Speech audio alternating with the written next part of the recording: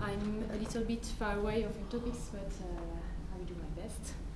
So I will talk about vertical self-gravity in disk and outer edge effect. So let's begin by the plan. So I make a little introduction about the subject. Next, we talk about how, until now, we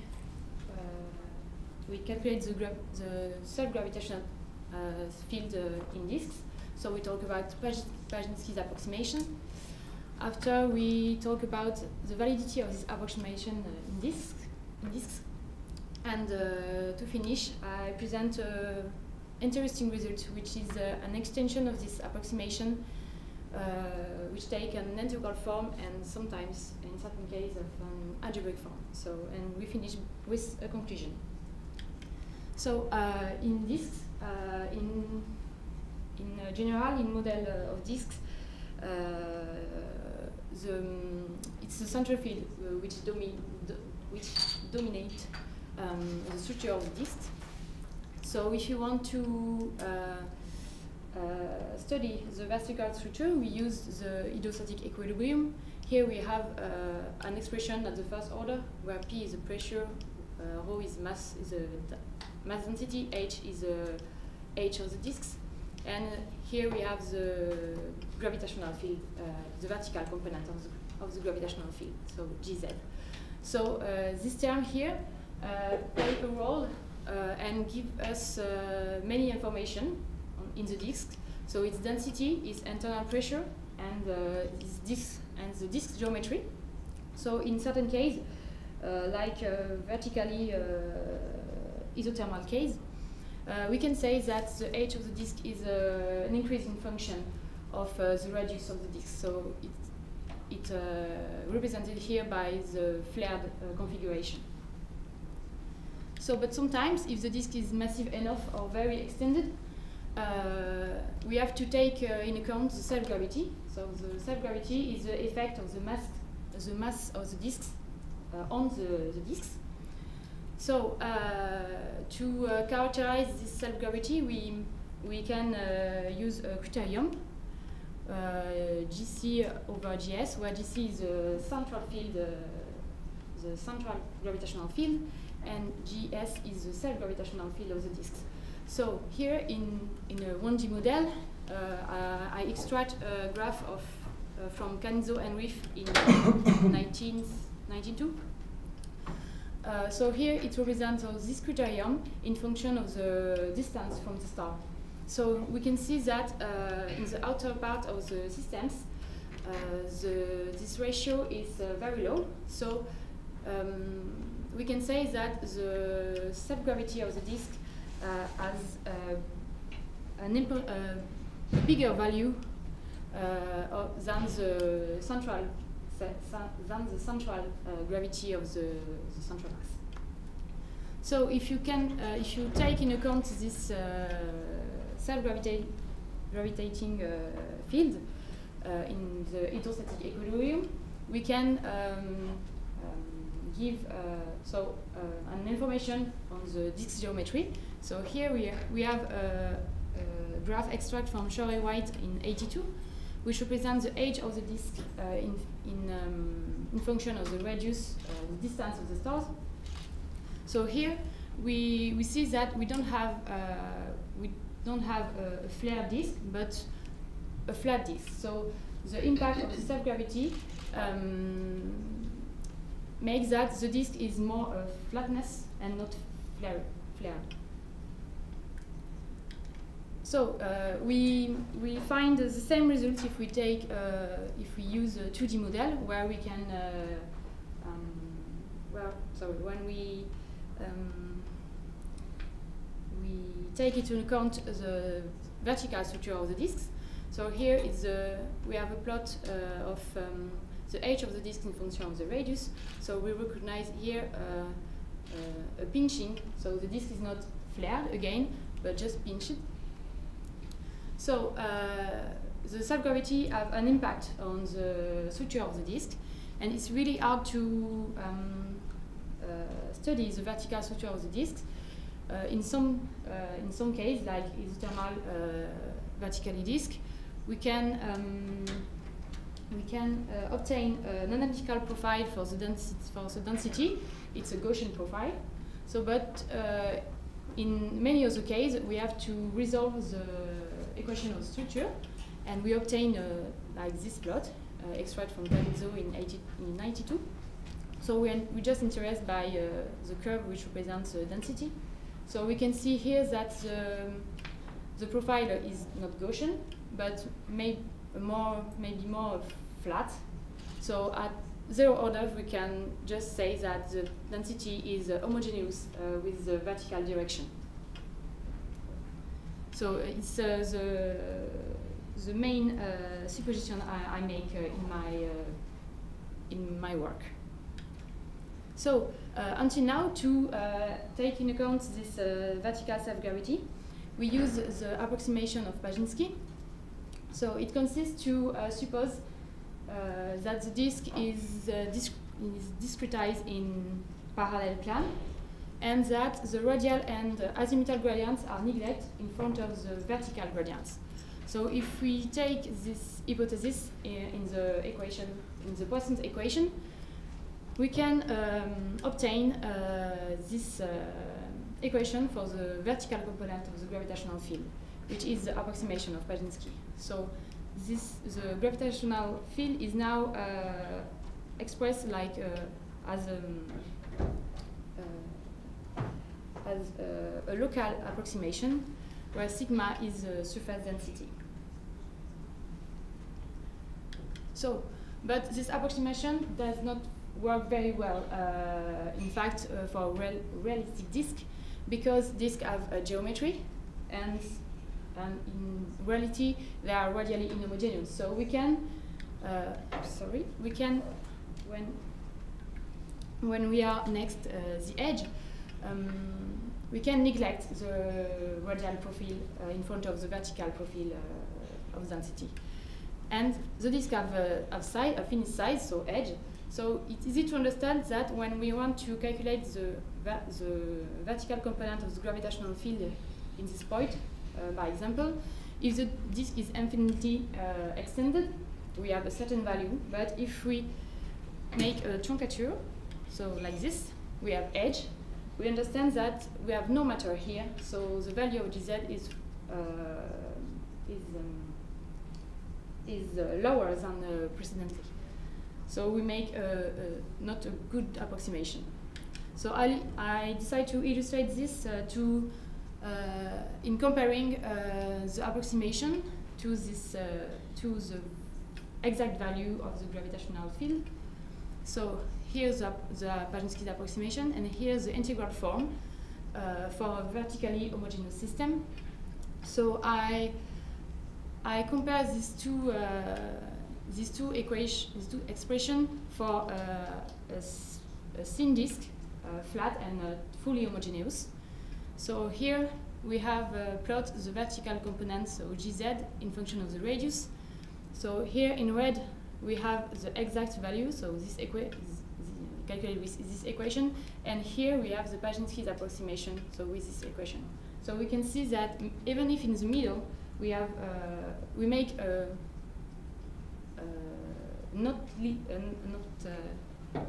we make a few error on the value of a GZ, and it's lower. It's it's higher next to the outer edge. So we have here maybe 40% or 50% of error. I make the same things for a more realistic disk, flare disk. So here fully homogeneous. So it's represented by this curve here, and I made the same things for a disk which is flared and radially inhomogeneous. So here I have I have a density which is higher in the inner edge. So for this configuration, it is represented here. So here we have the relative deviation between the approximation and the exact form in function of the radius. So we can see another time that we not make a good approximation if you use the approximation of Paczynski. on the edge in particular. So here we have maybe 60% or 50% of error on the value of GZ. So Paczynski's approximation, which is a local approximation, does not work next to the edge. So I wonder if we can find a local approximation directly from the integral form. So I work on this kernel here, where k is a special function, a little bit difficult to manage. So I plot on this graph this function, where we can find the kernel here, which is represented by the circle here, and we see that we can fit this function by a linear function. So we replace in the expression of the gravitational potential our three-term fits here, and we make if we look at the graph, we can see that here we have the error between these two curves times 50. So we make 1% error on the gravitational field if we use this three-term fit. So I want to verify my work. So I decide to make a map on where I plot the relative error with the three-term fit and the exact form in function of the power law of the radial profile. So here my disk is flared and radially inhomogeneous with this power law of for the expression of the density and in function of the radius. So here the important things to see is that the color is the same approximately for all the map, and we make an error less than 1% on the gravitational field. So it's really very interesting to use this expression. So I want to go further and try to find an algebraic function for the gravitational field. So I make a second hypothesis. I decide to work in SynDisk.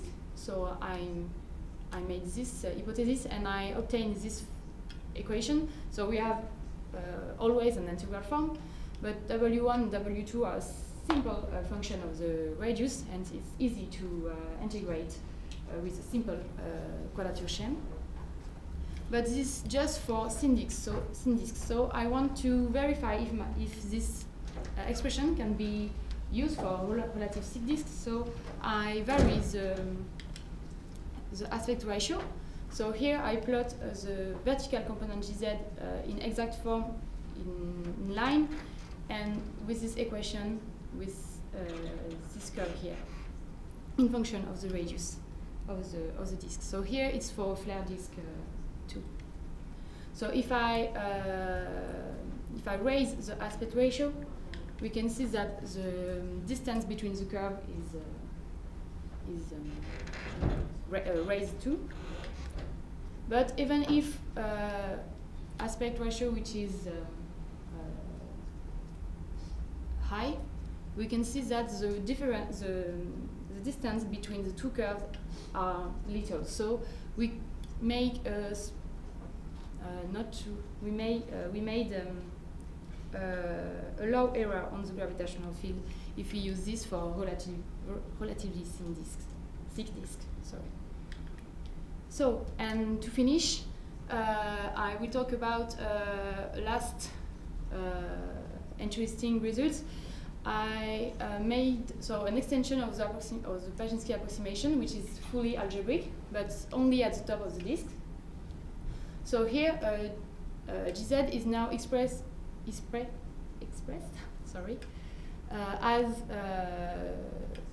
the product of the approximation of Paczynski cross function we call the f edge, which is a simple function of the radius and the edge of the disks. So I want to another time verify my work, and I plot a map of the relative error of this zero order formula. in function again of the power law exponent of the radial profile and in function of the radius of the disk. So here again is for a flare disk. Okay. Now here it's important to see that in certain region we made the low error on the gravitational field if we use this equation. So here we can see we have 5% or 4% of error, but in this region where the power law is more realistic for disks, we made 10% of error. But if you remember, with the approximation of Pazinski, we made 15% or 60% of error. So here it's better than the approximation of Pazinski. So all of this is done for vertically homogeneous system, but in reality we have stratified disks. So I want to test my work for vertical inhomogeneous disks. So here I plot for a flat disk with different configuration. The vertical component Gz in function of the radius again. So here we have the Pazinski approximation. In red we have our homogeneous case, and in fully circle and empty circle we have used a quadratic density profile and a Gaussian profile. So we see that clearly we didn't make a great mistake if we use a homogeneous case. And I made the same thing for a flare disk, so it's the same results. The error is very, very low between these three curves.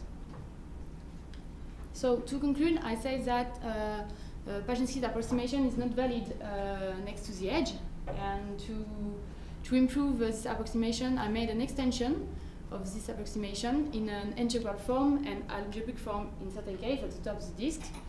This extension is valid for thin disks and rings up to relatively thick disks. And more important, this extension takes in account for edge effect, which is represented by this curve here. So to finish, if you remember at the beginning, I say that the vertical component of the gravitational field has an impact on the disk geometry. So here I plot the flaring angle of the disk at the outer edge in function of the radius. So if you take a system where we have just central mass, we have this flaring angle. So we recognize the flaring due to the domination of the central mass. If you include the self-gravitational field of the disk with the Pazinski's approximation, we obtain this curve. So we recognize the pinching of the disk. But if we use this work, we can see that the result is not the same. So we obtain more flat disk, more flare disk. Sorry, if we use this work. So it's an important result because we can see that self-gravitating disk can be flared and not pinched. So thank you for your attention.